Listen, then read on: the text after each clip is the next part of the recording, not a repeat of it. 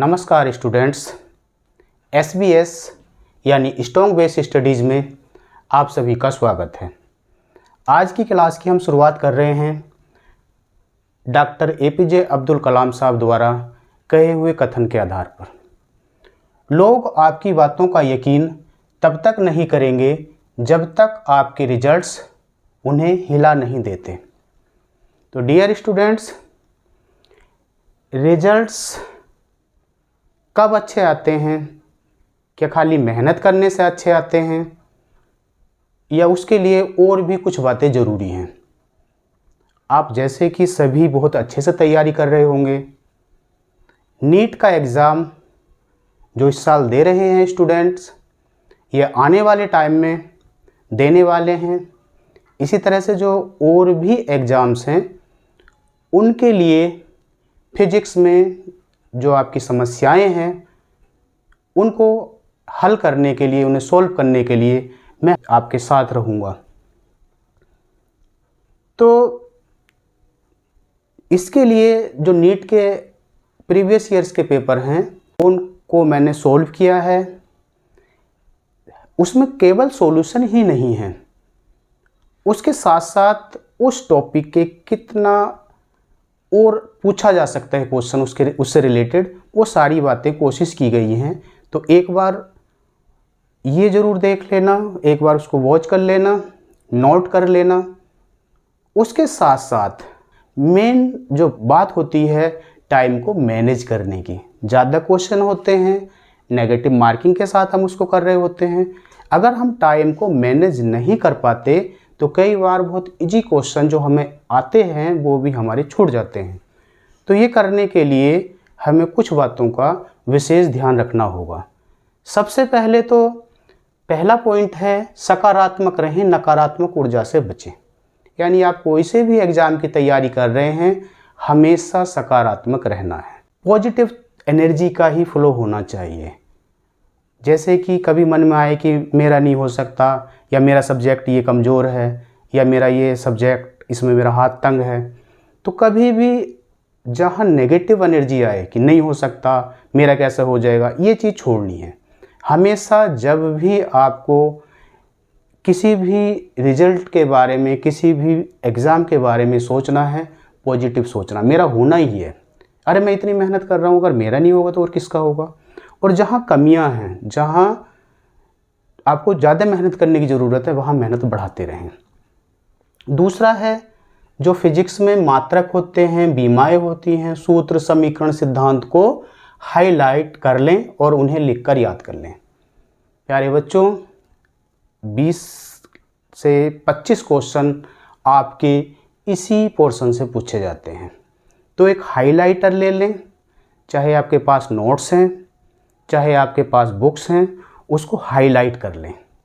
Highlight करने के साथ साथ उन्हें लिखकर याद भी कर लें।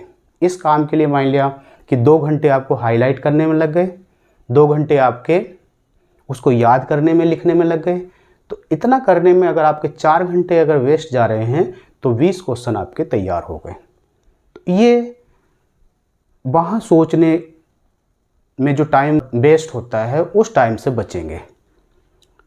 तीसरा पॉइंट है बीमाओं और भौतिक राशियों का कोरिलेशन जरूर देख लें। जो भौतिक राशियाँ होती हैं वो एक दूसरे से कोरिलेट होती हैं और वहाँ क्वेश्चन का मीनिंग ही बदल जाता है। जैसे एक 2021 के नीट के पेपर फिजिक्स में आया है क्वेश्चन कि कोई पिंड किसी हाइट से गिराया जाता है कोई, और वो जो पृथ्वी से टकराता है तो उसके बाद उसका इम्पल्स क्या होगा। तो उस क्वेश्चन में अगर हम देख रहे हैं कि जब वो फ्रीली ड्रॉप किया जा रहा है कोई भी ऑब्जेक्ट, तो क्या होगा कि उसमें क्या चेंज आ रहे हैं, उसके हम वेलोसिटी चेंज देख रहे हैं, अंडर ग्रेविटी वो गिर रहा है। अब उसमें इम्पल्स कहाँ से आया, जबकि हम जानते हैं इम्पल्स बराबर होता है फोर्स इनटू टाइम। लेकिन अगर हम देखेंगे कि F इक्वल टू होता है delta P upon delta T के, या delta P equal to F into delta T के, और यही क्या है, इम्पल्स।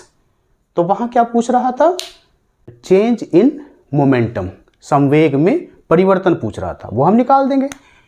वहाँ ये आ जाएगा F equal to 2mv, calculate हो जाएगा। लेकिन इम्पल्स पढ़ते ही क्या हुआ कि ये चीज़ तो दी नहीं, हम घबरा जाते हैं। तो इन विमाओं को, भौतिक राशियों को जो आपस में कोरिलेशन है वो देख लेना है। जैसे दाब की यानी प्रेशर की जो विमा होती है ml-1 T-2 होती है, ये ही होती है स्ट्रेस की।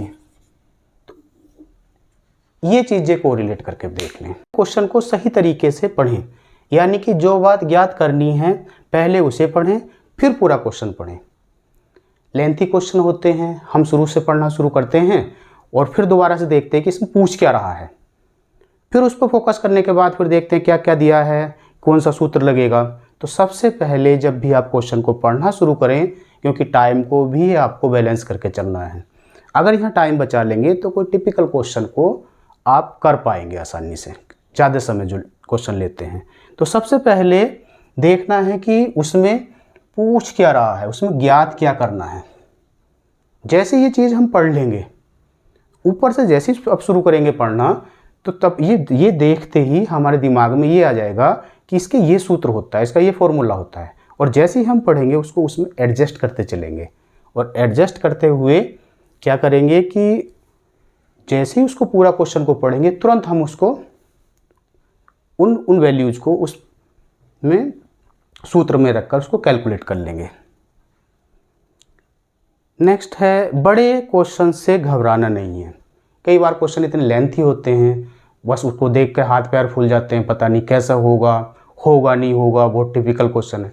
उसको बिल्कुल आराम से उसको पढ़ें और आप देखोगे कि उसमें बहुत ज़्यादा ऐसा कुछ मुश्किल नहीं होता, आप आसानी से उसको कर जाओगे। बस घबराना नहीं है वहाँ, ये देखते ही नहीं घबरा जाना कि बड़ा क्वेश्चन है, पता नहीं क्या पूछ रखा होगा, पहले उसको पढ़ो, आप कर जाओगे। स्पीड थोड़ी सी यहाँ ज़्यादा रखनी पड़ेगी पढ़ने। नेक्स्ट पॉइंट है, कुछ क्वेश्चंस में एलिमिनेशन मेथड भी अपनाएं। कई बार क्या होता है कि ऐसे ऑप्शन दिए हुए होते हैं कि वहाँ पर आप अगर एक उसमें से ऑप्शन, जैसे मैचिंग का है, कॉलम मैचिंग का, अगर उसमें से आपको एक ऑप्शन आ रहा है और एक ऑप्शन आप कर जाते हैं, तो एक ऑप्शन करने के बाद आप देखोगे कि कई बार पूरा क्वेश्चन उससे डिफर जा रहा है और एक आपका वो कंफर्म है, तो बाकी चीज़ एलिमिनेट हो जाएंगी। वो चीज़ जो नहीं मैच कर रही उसको हटा देंगे। अगर मान लिया उसमें से 2 ऑप्शन बचे हैं, तब भी आधा काम तो क्लियर हो गया। तो एलिमिनेशन मेथड ज़रूर अपनाएं। कुछ क्वेश्चंस में कैलकुलेशन एकदम लास्ट में करें। कई बार क्या होता है कि जब क्वेश्चन हम शुरू करते हैं तो कैलकुलेशन हम शुरू से ही करनी शुरू कर देते हैं। जैसे क्वेश्चन है कि 3.11 ग्राम कॉपर पेनी पर चार्ज कितना होगा। तो चार्ज कैलकुलेट करने के लिए पहले हम देखेंगे कि कॉपर का एटॉमिक मास कितना है। तो इसके जो नंबर ऑफ मोल्स आ जाएंगे, नंबर ऑफ मोल्स आए 3.11 अपॉन 63.5, ये नंबर ऑफ मोल्स आ गए।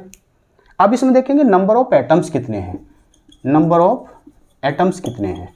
तो नंबर ऑफ एटम्स आ जाएंगे 3.11 63.5 इंटू 6.02 इंटू 10⁻23। कैलकुलेशन यहाँ नहीं करनी है, आप कैलकुलेशन करोगे, पॉइंट में कैलकुलेशन है, आपका समय यहाँ बहुत ज़्यादा लगेगा, एक्यूरेसी भी नहीं आएगी। यहाँ भी नहीं करेंगे। नंबर ऑफ एटम्स आ गए। अब आया नंबर ऑफ इलेक्ट्रॉन्स, यानी कि इसमें नंबर ऑफ इलेक्ट्रॉन्स कितने होंगे। नंबर ऑफ इलेक्ट्रॉन्स को निकालने के लिए क्या करेंगे, इसको एटॉमिक नंबर से मल्टीप्लाई कर देंगे। 3.11 63.5 इंटू 6.02 इंटू 10⁻23 इंटू 29। तो इस तरह से यह है नंबर ऑफ इलेक्ट्रॉन। अब लास्ट में क्या है, यहाँ भी कैलकुलेशन नहीं की, यहाँ भी कैलकुलेशन नहीं की, यहाँ भी कैलकुलेशन नहीं की। इसका मतलब आपने लगभग एक क्वेश्चन का समय बचा लिया। लास्ट में क्या आएगा, Q इक्वल टू NE से जब फाइनली सारी डिजिट्स एक साथ मल्टीप्लाई करेंगे, कुछ डिजिट्स कट जाती हैं और इस तरह से आपका समय भी बचेगा और एक्यूरेसी भी आएगी। दूसरा, ये जो पावर्स की मल्टीप्लाई है तो इसको आप देख लें सबसे पहले, फिर ऑप्शन में देख लें और लमसम में कैलकुलेशन करें पहले, यानी कि 3 × 6 18 × 29, तो ये अप्रोक्सीमेटली 30 से मल्टीप्लाई करें।